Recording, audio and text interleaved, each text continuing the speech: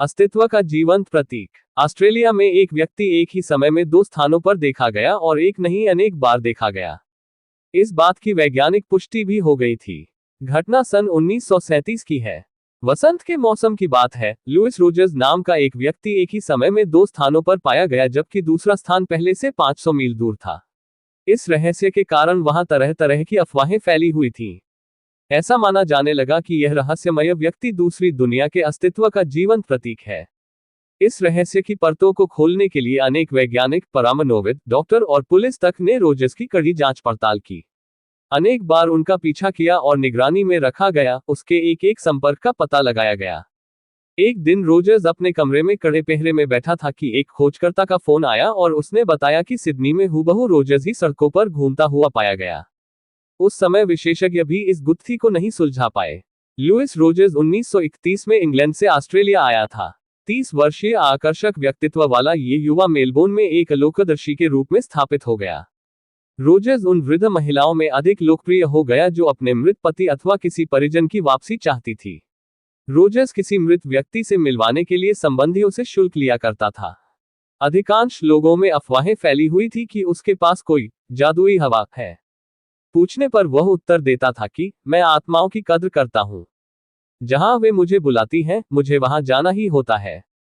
जब ग्राहक एक दूसरे से मिलते तो अपने मूल संबंधियों से हुई भेंट के बारे में चर्चा करते थे। बातचीत के अंश कुछ इस प्रकार से होते थे। एक कहता था कि गत बुधवार को रोजर्स मेरी बहन से मिले थे और उससे लंबी चर्चा भी को। तब दूसरी कहती थी कि उस समय तो रोजर्स मेरे मृत पति को घर पर लाए थे। ऐसी अफवाहें बड़ी तेजी से फैलने लगी कि वह दूसरी दुनिया का जीवंत प्रतीक है। जब ग्राहक इन अफवाहों के बारे में उससे पूछते तो अपने लंबे काले बालों पर हाथ फेरता और उदासी भरी रहस्यमयी मुस्कान छोड़ देता था। रोजर्स की एक साथ दो स्थानों पर मिलने की घटनाएं बढ़ने लगी तो लोगों ने यह पाया कि यदि पहला रोजर्स जोशीला और ऊर्जावान दिखाई देता तो दूसरा तटस्थ और विचलित लगता था। इन अफवाहों को सुनकर ऑस्ट्रेलिया स्थित विक्टोरिया अतीन्द्रिय अनुसंधान केंद्र के निर्देशक डॉक्टर मार्टिन स्पेंसर ने अपने संस्थान के वैज्ञानिकों को रोजर्स का परीक्षण करने का अनुरोध करने भेजा। परंतु रोजर्स ने इस प्रकार के परीक्षणों को ये कहकर अस्वीकृत कर दिया कि उसके ग्राहक उसका आदर करते हैं और उसमें विश्वास रखते हैं। इसलिए वह वैज्ञानिक परीक्षणों की अनुमति देकर अपने भविष्य को संकट में नहीं डाल सकता है। रोजर्स द्वारा वैज्ञानिक परीक्षणों को अस्वीकृत करने से वैज्ञानिकों की इस धारणा को बल मिला कि इसमें सच्चाई कम और षड्यंत्र अधिक है।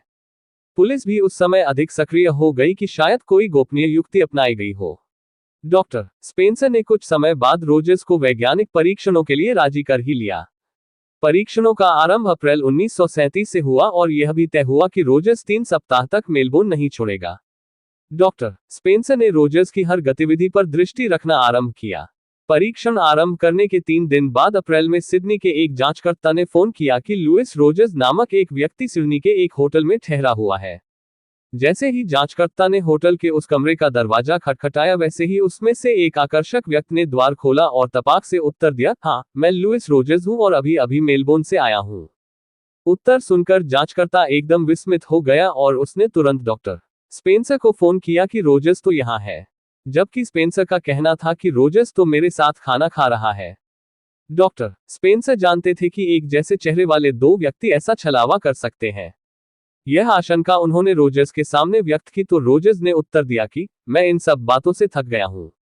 2 अप्रैल को अंतिम बार यह सिद्ध कर दूंगा कि यह अद्वितीय शक्ति है। उसके बाद कृपया मुझे मुक्त कर दीजिएगा।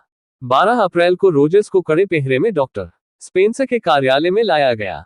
वहां उपस्थित 3 गवाहों के समक्ष रोजर्स ने डॉक्टर स्पेंसर से कहा कि आपके मस्तिष्क में पहले पहल उठने वाले शब्द को कह दीजिए। ये शब्द हमारे परीक्षण का कोड वर्ड होगा। इस पर डॉक्टर स्पेंसर ने तत्काल कहा, लिलेक। कार्यालय के सभी लोग किसी चमत्कार को देखने के लिए लालायित हो उठे थे। लगभग 1 घंटे बाद डॉक्टर स्पेंसर के प्रतिनिधि का फोन था कि उसने रोजर्स जैसे किसी व्यक्ति को सिडनी की सड़कों पर देखा है। यह सुनकर डॉक्टर स्पेंसर और दूसरे सभी लोग एकदम चकित हो गए, परंतु रोजर्स बड़ी ही निश्चिंतता से खिड़की के बाहर देख रहा था, मानो उसे इन सभी बातों से कोई मतलब नहीं हो। ठीक 1 घंटे बाद डॉक्टर स्पेंसर के प्रतिनिधि का सिडनी से फोन आया। डॉक्टर स्पेंसर ने चोगा हाथ में लिया तो दूसरी ओर से आवाज आई कि मैं रोजर्स बोल रहा हूं। मेरा कोडवर्ड है लिलेक। जबकि स्पेंसर के पास बैठा रोजर्स खिड़की की ओर बाहर की तरफ देख रहा था। रोजर्स की ऑस्ट्रेलिया आर्मी की सेवा करते हुए सन 1994 में मृत्यु हो गई और यह रहस्य भी उसके साथ ही चला गया। आपको ये कहानी कैसी लगी नीचे कमेंट करके हमें जरूर बताइएगा। अगर आपको ये कहानी पसंद आई हो तो अपने दोस्तों के साथ जरूर शेयर करें और ऐसी ही प्यारी कहानियां सुनने के लिए हमारे YouTube चैनल से जुड़े।